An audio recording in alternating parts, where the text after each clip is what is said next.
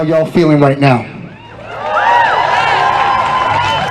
Listen, I greet all the dignitaries, the leaders, the city officials, and of course our First Nation brothers and sisters. Yo, you here? You out here?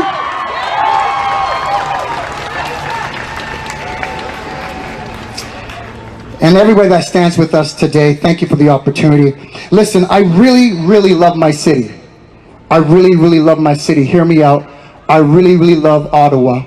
I was born and raised here. My family came here in the 60s and they built something. And they went through some crazy things, but I love my city. And this is why right now I'm proud to see what I'm seeing today. I'm proud to see people of color standing in solidarity for justice and equality, and it's happening all across the world. Sorry, y'all, I'm still trying to catch my breath. To our brothers and sisters south of the border, we continue to stand with you, and we honestly feel your pain and hear your continuous cries for justice and reform. So why am I here? Well, although my title may be pastor, I also stand before you as a husband, a father, and a black man.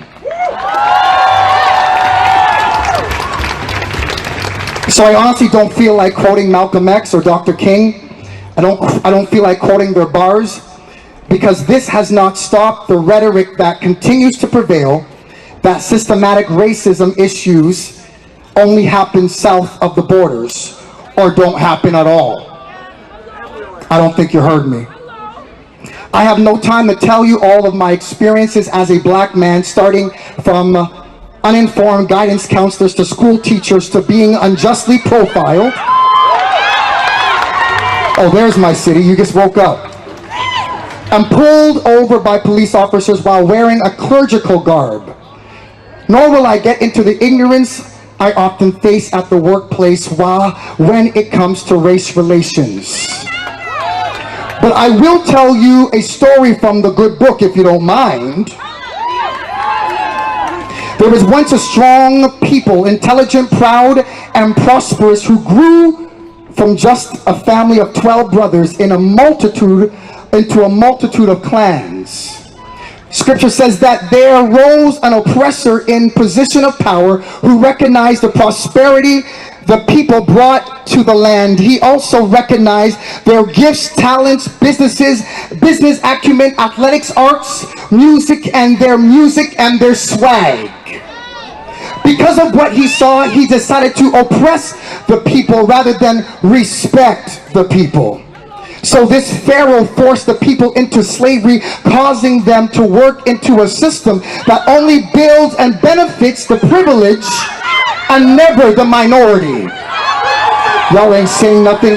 But the more he oppressed them, the more they multiplied, finished school, became lawyers, doctors, entrepreneurs, teachers, politicians, y'all ain't saying nothing, fathers, mothers. The people kept on prospering, multiplying in the face of their oppressors. Y'all ain't saying nothing.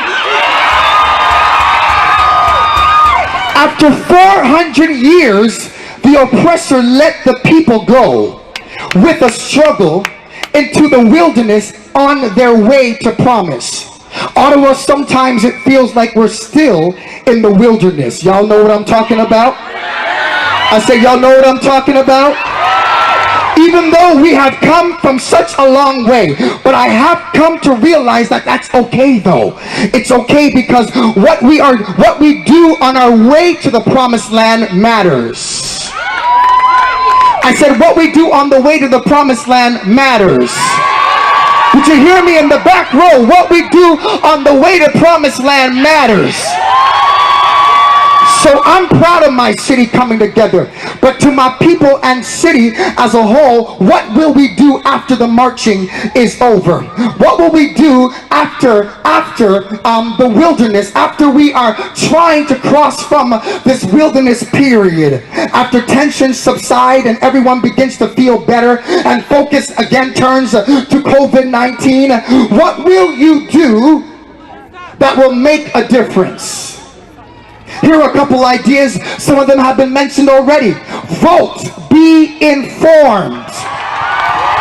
Did you hear this, brother? You need to vote and be informed.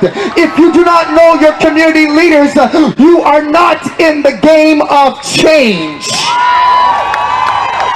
Number 2, serve. Serve. Somebody shout, serve. Find a problem in your local community, find key players, team up, and help to be a solution for change. It is easy to be bitter, but it takes work to be better. Also, young people, I'm proud of you, but remember that there has been some people who paved the way before us, before we even got here, to give us the platform so that we can stand up and say black is beautiful. Listen, and to our non-black allies, we want you to see our color. If you don't see our color, you've missed our story.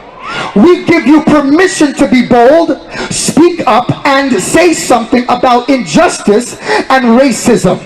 The conversation has to be uncomfortable before the conversation gets better.